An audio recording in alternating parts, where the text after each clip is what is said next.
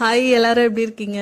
உங்களுக்கு எல்லாருக்குமே யூஸ்ஃபுல்லான ஒரு வீடியோட தான் வந்திருக்கேன். இன்னைக்கு என்ன பார்க்க போறோம்னா, நிறைய பேர் என்ன ட்ரஸ்ட் பண்ணி உங்களோட ப்ராப்பர்ட்டி ரிலேட்டட் டவுட்ஸ் எல்லாம் கமெண்ட்ஸ்ல கேக்குறீங்க, மெயில்ல கேக்குறீங்க. என்னால முடிஞ்ச அளவுக்கு உங்களுக்கு நான் ரிப்ளை பண்றேன். சேம் டைம் ஒரு சில கமெண்ட்ஸ் என்னால ரிப்ளை பண்ண முடியாம போயிடுது, சம்வேர் எப்படியாவது மிஸ் ஆயிடுது. மோஸ்ட் ஆஃப் த கொஸ்டின்ஸ் என்ன கேக்குறீங்கன்னா, ஒரு லொகேஷன் சொல்லிட்டு இந்த இடத்துல ஃபிளட் வருமா, அந்த டவுட்ஸ் தான் உங்களுக்கு வருது. நான் என்ன யோசிச்சேன்னா, உங்களுக்காக நான் ஒரு டீடைல் வீடியோ போட்டுட்டேன்னு வச்சுக்கோங்களேன். இதனால ஃபிளட் வருது, இந்த இடத்துல ஃபிளட் வருமா வராதான்னு நான் சொல்றேன். இந்த வீடியோ வச்சு நீங்க அனலைஸ் பண்ணிக்கலாம். அதுதான் இந்த வீடியோவோட மெயின் பர்பஸ். வீடியோ போயிடலாமா? சப்ஸ்கிரைப் பண்ணாம பாத்துட்டு இருக்கீங்கன்னா சேனல் சப்ஸ்கிரைப் பண்ணி சப்போர்ட் பண்ணுங்க. பிளஸ் லைக்கும் பண்ணுங்க. நீங்க சப்போர்ட் பண்ணாதான் சேனல் க்ரோ ஆகும். சேனலுக்கான கேட்ஜெட்ஸ் இன்வெஸ்ட் பண்றதுக்கு எனக்கும் மோட்டிவேஷன் கிடைக்கும். வீடியோக்கு போயிடலாம். நான் ஏமாறாமல் வீடு வாங்குவது எப்படின்னு ஒரு சீரீஸ் போட்டுட்டு இருக்கேன் இல்லையா, அதுல நான் ஒரு சில லொகேஷன்லாம் பாயிண்ட் பண்ணி இந்த இடம்லாம் டவுன் ஸ்லோப்பா இருக்கு, இங்க தண்ணி கண்டிப்பா நிக்கும்னு சொல்லி போட்டிருந்தேன். சில பேர் எனக்கு கமெண்ட் பண்ணியிருந்தாங்க, இங்க தண்ணி நிக்காது ஏன்னா டிரைனேஜ் சிஸ்டம் கரெக்டா இருக்குன்னு சொல்லி மெசேஜ் பண்ணியிருந்தீங்க. ஒரு விஷயம் சொல்லிக்கிறேன், டிரைனேஜ் சிஸ்டம் கரெக்டா இருந்தாலுமே ஃபிளட் வரதுக்கு சான்சஸ் இருக்கு. அதை நான் இந்த வீடியோல உங்களுக்கு எக்ஸ்பிளைன் பண்றேன். நீங்க பாருங்க, உங்களுக்கே புரியும். சரியா? ஃபிளட் எதனால வரும் அப்படின்னு பாத்தீங்கன்னா, strong El Niño, high moisture content, heavy rainfall, இந்த மாதிரி ரீசன்ஸ்க்காக தான் ஃபிளட் வரும். இதெல்லாம் வந்து நேச்சுரல் ரீசன்ஸ்.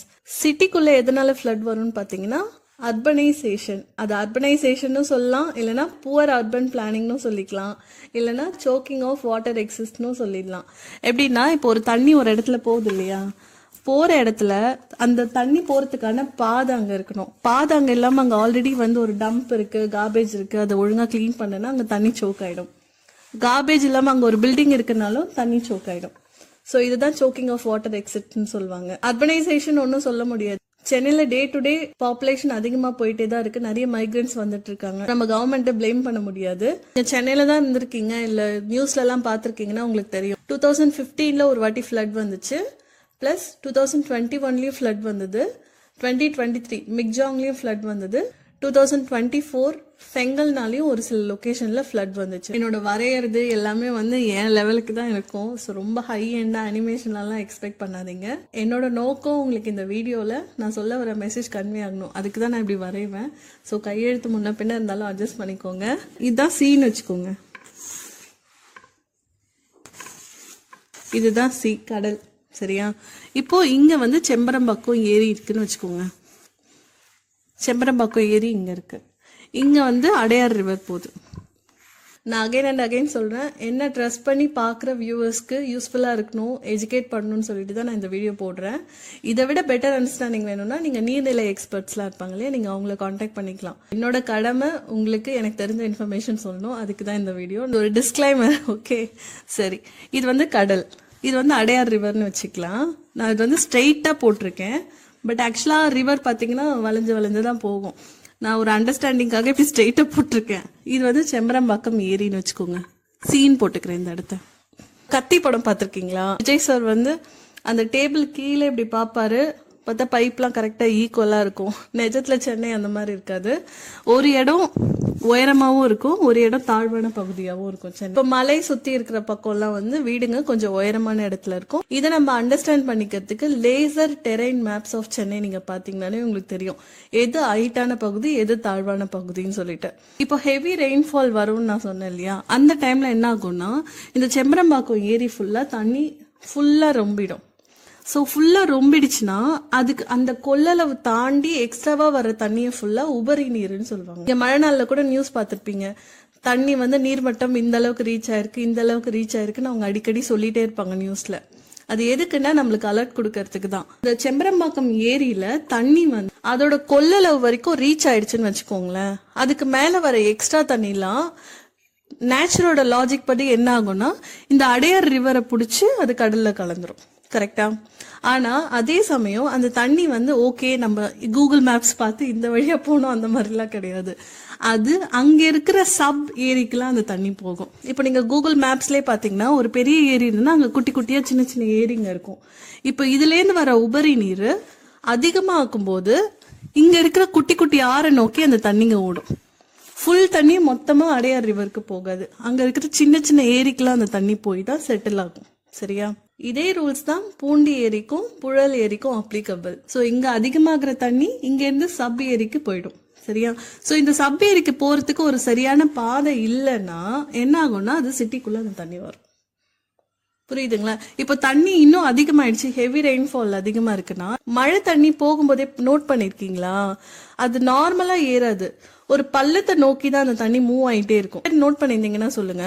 மழை தண்ணி அதிகமாகும்போது நம்ம ரோட்ல எட்டி பார்ப்போம், அப்ப அந்த தண்ணி வந்து நார்மலா ஏறாது, ஒரு இடத்த நோக்கி போயிட்டே இருக்கும். அது எந்த இடம்னா ஹை லெவல் ஸ்லோப்ல இருந்து லோ லெவல் ஸ்லோப். இப்போ இந்த பில்டிங் வந்து கொஞ்சம், ஆனா ரெண்டுமே மேடவாக்கம்னு வச்சுக்கோங்க. இந்த இடம் ஹைட்டா இருக்குன்னா இங்க சேர்ற தண்ணி என்ன ஆகும்னா லோ லெவல நோக்கி போயிட்டு இருக்கும். சரிங்களா? ஒரு ஏரியால தண்ணி அதிகமாகும் போது அதோட எக்ஸ்ட்ரா தண்ணி எல்லாம் கிளையாற நோக்கி போயிட்டு இருக்கும். ஸோ நீங்க ஒரு ப்ராப்பர்ட்டி வாங்குறீங்கன்னா அந்த ப்ராப்பர்ட்டி மேடுல இருக்கா பள்ளமா இருக்கா நீங்க பாத்துக்கணும். அதை நீங்க நேர்ல விசிட் பண்ணி தான் அனலைஸ் பண்ணணும். நீங்க கூகுள் மேப்ஸ்லயே பாத்தீங்கன்னா ப்ளூ கலர்ல குட்டி குட்டி ஆறு மாதிரி இருக்கும். அந்த ஆறு மேடுல இருக்கா பள்ளத்துல இருக்கா நீங்க பாத்துக்கணும். மழை அதிகமாக அதிகமாக இங்கேருந்து வந்த தண்ணி இந்த சப் ஏரியில நல்லா ஃபில் ஆயிடுமா, இங்க அதிகமாச்சுன்னா மறுபடியும் இதோட சப் ஏரி குட்டியா ஒரு ஏரி இருக்கும்ல அதுக்குள்ள போய் டெபாசிட் ஆகும். சரியா? சோ இப்ப இந்த ஏரியில ஆல்ரெடி ஒரு வீடு வந்துருச்சுன்னு வச்சுக்கோங்க, என்ன ஆகும், தண்ணி அந்த வீட்டோட கார் பார்க்கிங்ல தான் போய் உட்காரும். இப்ப எங்க அபார்ட்மெண்ட் ஸ்டோரி சொல்லிடுறேன். எங்க அபார்ட்மெண்ட்ல என்ன ஆகும்னா, எங்க அபார்ட்மெண்ட் இங்க இருக்குன்னா எங்க பக்கத்து அபார்ட்மெண்ட் இருக்கு இல்லையா, 2 அபார்ட்மெண்ட்க்கும் நடுவுல சிட்டியோட மொத்த தண்ணியும் எங்க 2 அபார்ட்மெண்ட்டை தாண்டி இங்க பெரிய ஏரி இருக்கு, பெரும்பாக்கம் ஏரி. எங்க 2 அபார்ட்மெண்ட்டுக்கும் தாண்டி சிட்டில இருக்க மொத்த தண்ணியும் இங்க ஆறு மாதிரி ஓடும். ஸோ எங்க அபார்ட்மெண்ட்ல தண்ணி வராது, ஆனா சிட்டில இருக்க மொத்த தண்ணியும் அந்த கிளை ஆறு, நான் இந்த கான்செப்ட் சொன்னேன் இல்லையா, அந்த லாஜிக் படி சிட்டில சேர்ற தண்ணி ஃபுல்லா இந்த 2 அபார்ட்மெண்ட்டுக்கும் நடுவுல ஆறு மாதிரி போய் இங்க போய் டெபாசிட் ஆகும்.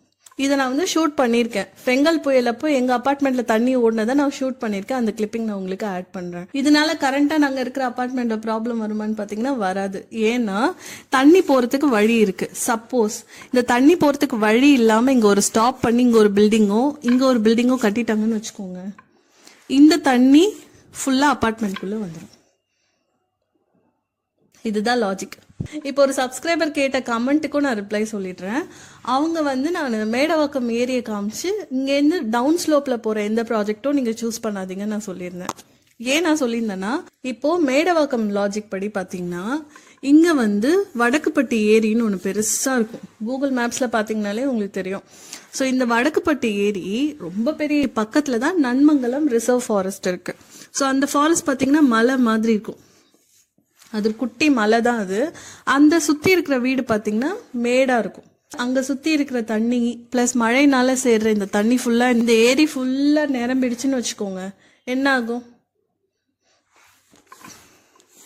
இது வடக்குப்பட்டு ரோடு. சரியா? சோ இதோட கிளை ஆறை தேடி அந்த தண்ணி போகும். இதோட கிளை ஆறு பாத்தீங்கன்னா மாங்க் லேக்னு ஒண்ணு இருக்கு. நான் சொல்ற லொகேஷன்ல நீங்க கூகுள் மேப் வச்சு கம்பேர் பண்ணிக்கோங்க. மேடவாக்கம் ஏரி ஃபில் ஆயிடுச்சுன்னா இதோட கிளை ஆறு மாங்க் லேக்குக்கு கொஞ்சம் போகும், மாங்க் லேக்குக்கு இந்த சைடு இருக்கிற இடத்துக்கும் போகும் தண்ணிங்க. சரியா? இந்த மாங்க் லேக்கும் வடக்குப்பட்டு லேக்கும் சேமா ஈக்குவலா இருக்காது. எப்படின்னா இது வந்து ரோட விட கொஞ்சம் நல்லா இறங்கி பள்ளத்துல இருக்கும். ஸோ இங்கேருந்து வர தண்ணி நார்மல் ஸ்பீட்ல வராது, லோ லெவல் ஸ்லோப்ல போகும்போது என்ன ஆகும்னா ஹெவி ஃபோர்ஸ்ல போகும். ஹெவி ஃபோர்ஸ்ல போகும்போது என்ன ஆகும், காம்பவுண்ட் வால் உடஞ்சிரும். லாஸ்ட் டைம் மிக்சாங் புயல் வந்த டைம்ல என்னாச்சுன்னா, இந்த மாங்க் லேக்குக்கு முன்னாடி ஒரு பெரிய கம்யூனிட்டி இருந்தது. இங்க அதிகமான தண்ணி பிளஸ் சிட்டில அதிகமான தண்ணி ஃபுல்லா மாங்க் லேக்கை நோக்கி போயிட்டு இருக்கும்போது இந்த கம்யூனிட்டியோட காம்பவுண்ட் வால் உடைஞ்சு அங்க இருக்க கார் ஃபுல்லா அடிச்சு ஒரு கார் மேல ஒரு கார் ஏறி ஒரு சில கார் இந்த மாங்க் லேக்குள்ளே போய் முழுகிடுச்சு. இது வந்து நிறைய நியூஸ்லயும் இருக்கும். நீங்க பள்ளிக்கரணை கார் ஃபிளட்னு போட்டு கூகுள் சர்ச் பண்ணீங்கனாலே உங்களுக்கு அது நிறைய ரிலேட்டட் வீடியோஸ் வரும்.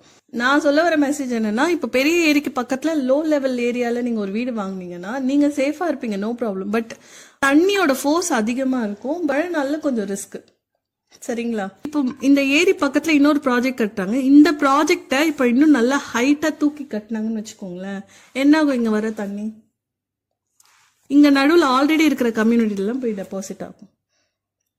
இது வரைக்கும் அந்த மாதிரி நடக்கல, பட் இதெல்லாம் ஃபியூச்சர்ல மேபி எ பொட்டன்ஷியல் ரிஸ்க். சரியா? ஸோ இந்த ப்ராஜெக்ட்ல இருக்கவங்க தான் என்கிட்ட சொன்னாங்க, எங்க ப்ராஜெக்ட்ல வந்து தண்ணி நிக்காது, ஏன்னா எங்களுக்கு ப்ராப்பர் ட்ரைனேஜ் சிஸ்டம் இருக்குன்னு. எல்லா கம்யூனிட்டி அபார்ட்மெண்ட்லயும் ப்ராப்பர் ட்ரைனேஜ் சிஸ்டம் தான் போட்டு கொடுப்பாங்க. ஏன்னா நம்ம வந்து லட்சத்துலயும் கோடியிலயும் தான் கொடுத்து வீடு வாங்குறோம். ஸோ அவங்க நம்மளுக்காக எல்லா அரேஞ்ச்மெண்ட்டும் பண்ணி கொடுத்துருப்பாங்க. பட் நேச்சர்லயே இன்னொரு இஷ்யூவும் இருக்கு. இந்த மாதிரி வாட்டர் ஹெவியா ஃப்ளோ ஆகும்போது பேக் வாட்டர் ஃப்ளோயிங்னு ஒரு ப்ராசஸ் நடந்ததுன்னா இன்னும் ரிஸ்க். என்னன்னா தண்ணி ஹெவியா போயிட்டு இருக்கும் போது ட்ரைனேஜ் சிஸ்டம் கரெக்டா இருந்தாலுமே ரிவர்ஸ்ல பேக் வாட்டர் ஃப்ளோயிங் நடந்ததுன்னா வீட்டுக்குள்ள மறுபடியும் தண்ணி வரும். இன்னொன்னு, இந்த மாங்க் லேக் சுத்தி பெரிய பெரிய ப்ராஜெக்ட்ஸ் கட்டுறாங்களே, இவங்க இன்னும் ஹைட்டா கட்டினாங்கன்னா இங்க டவுன் ஸ்லோப்ல இருக்கிற வீட்டுல தண்ணி நிற்கும், தண்ணி போக முடியாம. ஸோ இதெல்லாமே மேபி ரிஸ்க்குன்னு தான் நான் சொல்லியிருந்தேன். இப்போ உங்களுக்கு கிளாரிட்டி கிடைக்கும்னு நினைக்கிறேன். அதாவது இதை ஞாபகம் வச்சுக்கோங்க, ஒரு ப்ராஜெக்ட் இங்க இருக்கு, ஒரு ப்ராஜெக்ட் கீழே இருக்குன்னா லோ லெவல் ஸ்லோப்ல தண்ணி வந்து இங்க நிக்காம இந்த இடத்த நோக்கி போகும். அந்த மாதிரி ஞாபகம் வச்சுக்கோங்க. அதே கமெண்ட்ல அவங்க சொல்லியிருந்தாங்க, இந்த மற்ற ப்ராஜெக்ட்ஸ்க்கெல்லாம் இந்த வழி ஒன்றும் கிடையாது, எங்க கம்யூனிட்டிக்கு மட்டும்தான் இந்த பாத்து அப்படின்னு சொல்லியிருந்தாங்க. அடிச்சுட்டு வர தண்ணி மைகேட் அப்ரூவல்லாம் வாங்கிட்டு வராது. எங்க பாதை இருக்கோ அந்த பாதை ஃபுல்லா பிடிச்சி அதோட இடத்துக்கு அது போயிடும். இதெல்லாம் தான் நான் உங்ககிட்ட சொல்லணும்னு நினைச்சது. இந்த மாதிரி ஃபிளட் இஷ்யூல இருந்து நம்ம தப்பிக்கணும்னா ஒன்னு ஏர்லி வார்னிங் சிஸ்டம், இதை நம்ம ஃபாலோ பண்ணணும். இல்லைன்னா நீங்க ஒரு ப்ராஜெக்ட் வாங்கறதுக்கு முன்னாடி லேசர் டெரெயின் மேப்ஸ்ல உங்க ப்ராஜெக்ட் ஹை லெவல்ல இருக்கா லோ லெவல் லேண்ட்ல இருக்கான்னு அனலைஸ் பண்ணிட்டு தான் நீங்க ஒரு ப்ராஜெக்ட் வாங்கணும். வீடியோ புரியலன்னா மறுபடியும் ஒரு வாட்டி பாருங்க. நான் இது வரைக்கும் சொன்னது ஃபுல்லா சிட்டில ஏரிக்கு பக்கத்துல இருக்க வீடை பத்தி தான், மார்ஷ்லேண்ட் பத்தி கிடையாது. மார்ஷ்லேண்ட் பத்தி ஆல்ரெடி தனியா ஒரு வீடியோல நான் எக்ஸ்பிளைன் பண்ணியிருப்பேன். உங்களுக்கு இன்னும் ஏதாவது டவுட்ஸ் இருக்குன்னா கமெண்ட்ல சொல்லுங்க, நான் கிளாரிஃபை பண்றேன். இந்த வீடியோ ஓரளவுக்கு ஒரு அண்டர்ஸ்டாண்டிங் கிடைச்சிருக்கும்னு நினைக்கிறேன். உங்களை அடுத்த ஒரு யூஸ்ஃபுல்லான வீடியோல வந்து பாக்குறேன். பை.